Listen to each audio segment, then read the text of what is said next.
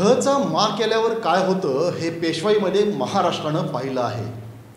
तलाठ्यांच्या बाबतीत विशेषतः असं म्हटलं जातं की जे न ललाटी ते लिहित तलाठी, कारण 7/12 मधील नोंदी तलाठ्याच्या हाती असतात। आता तसंच काहीसं पोलिसांच्या बाबतीतही म्हटलं जाऊ लागलंय।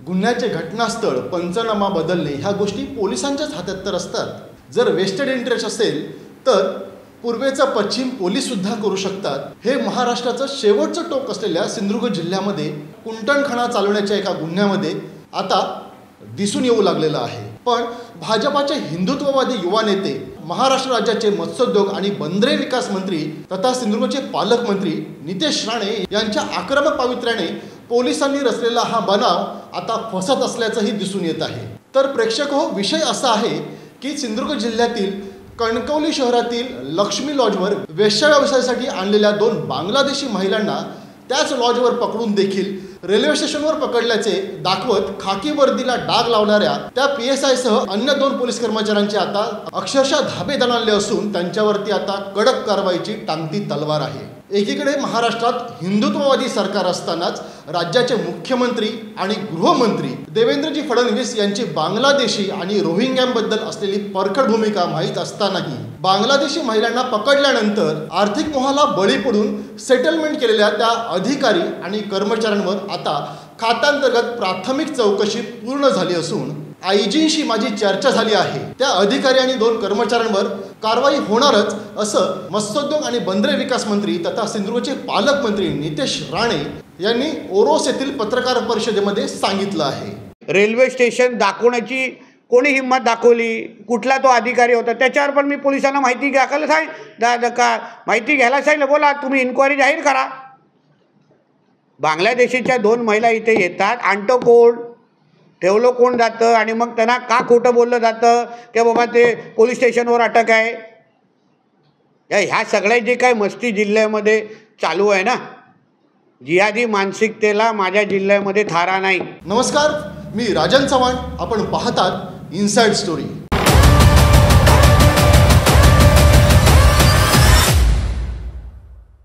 प्रेक्षक हो, विषय असा आहे की 15 जानेवारी 2025 रोजी नवी मुंबई अंतर्गत सिंधुदुर्ग येथे कार्यरत असलेल्या आतंकवादी विरोधी पथकाचे पोलीस उपनिरीक्षक सुखदेव शेवाळे, सहाय्यक पोलीस उपनिरीक्षक उन्मेष पेडणेकर आणि पोलीस नाईक रोहन चंद्रकांत सावंत यांनी पहाटे 4 वाजता कणकवली रेल्वे स्टेशनवरती 2 बांगलादेशी महिलांना पकडलं। ही कारवाई भल्या पहाटे 4 वाजता करण्यात आली असं कणकवली पोलीस ठाण्यातील फिर्यादीमध्ये दाखल आहे। आणि या कारवाईच्या वेळी कणकवली पोलीस ठाण्यातील सुद्धा 3 पोलीस कर्मचारी उपस्थित होते असंही त्या फिर्यादीमध्ये म्हटलेलं आहे। पोलीस नाईक रोहन सावंत यांच्या फिर्यादीनुसार दाखल असलेल्या गुन्ह्याचा तपास करताना कणकवली पोलीस ठाण्यातील तपासी अधिकाऱ्यांना मात्र या दोन्ही बांगलादेशी महिलांना कणकवली शहरातील लक्ष्मी लॉजवर लॉज मालक संजय सांडव आणि मॅनेजर ओंकार भावे यांनी वेश्या व्यवसायासाठी आणल्याचं निष्पन्न झालं। त्यातून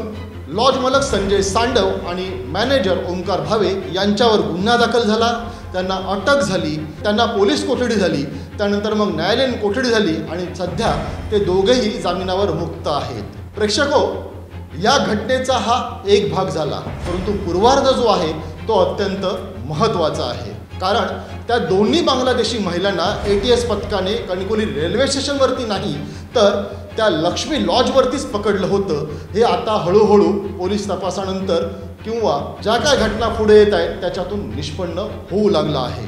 ATS पथकाच्या फिर्यादीनुसार दाखल असलेल्या गुन्ह्याचा तपास करताना भले लक्ष्मी लॉजवरील CCTV फुटेज जरी डिलीट केलेलं असलं तरी सुद्धा लक्ष्मी लॉजच्या तळमजल्यावरील हॉटेलमधील CCTV फुटेज मात्र शाबूत होतं।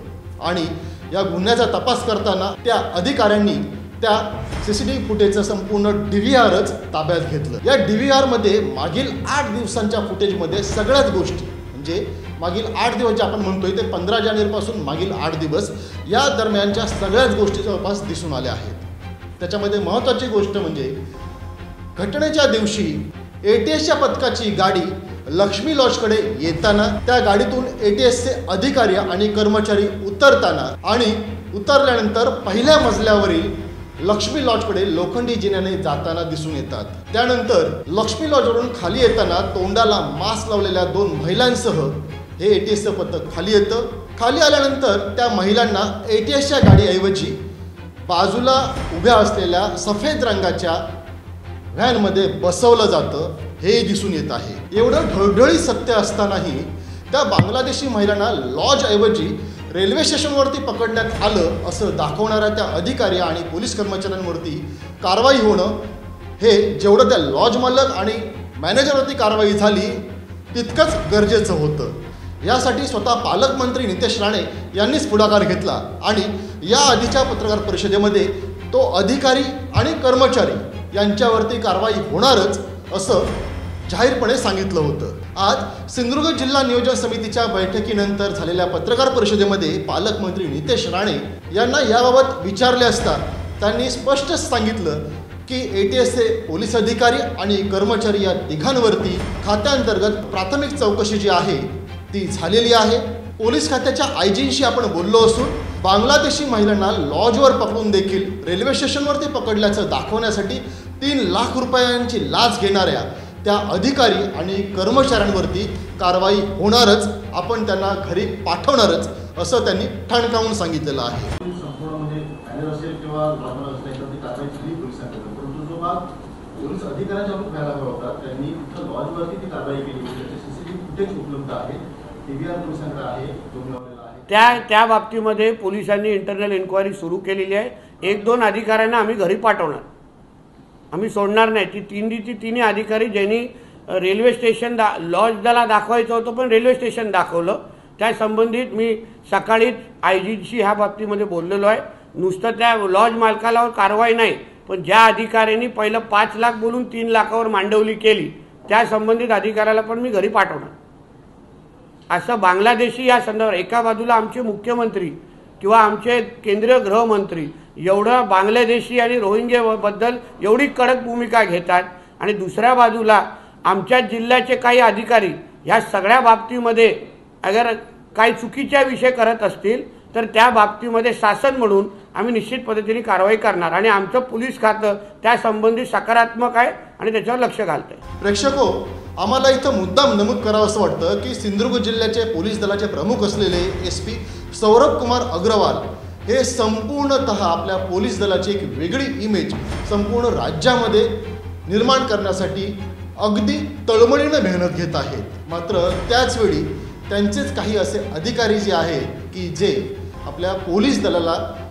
डाग लावून जात आहेत। प्रेक्षक हो, कणकवली शहरात कुंटणखाना चालवणाऱ्या त्या लॉज मालक आणि मॅनेजरवर कारवाई झाली ती योग्यच, ती व्हायलाच हवी होती। परंतु या गुन्ह्यात पूर्वार्ध असलेल्या ज्या अधिकाऱ्यांनी बांगलादेशी महिलांना पकडण्याचं स्थान बदलून दाखवलं आहे आणि एक प्रकारे आपल्या कर्तव्यात कसूर केली आहे त्यांच्यावरती सुद्धा कारवाई होणं तेवढंच गरजेचं आहे। कारण म्हातारी मेल्याचं दुःख नाही आहे हो, परंतु काळ सोकावता नाही। या घटनेतून धचं मा करून आर्थिक लोभापायी आपल्या खाकी वर्दीला डाग लावणाऱ्या पोलीस दलातील अधिकारी आणि कर्मचाऱ्यांवरती कुठेतरी अंकुश बसेल आणि त्यांना लगाम लागेल अशीच एक अपेक्षा आहे।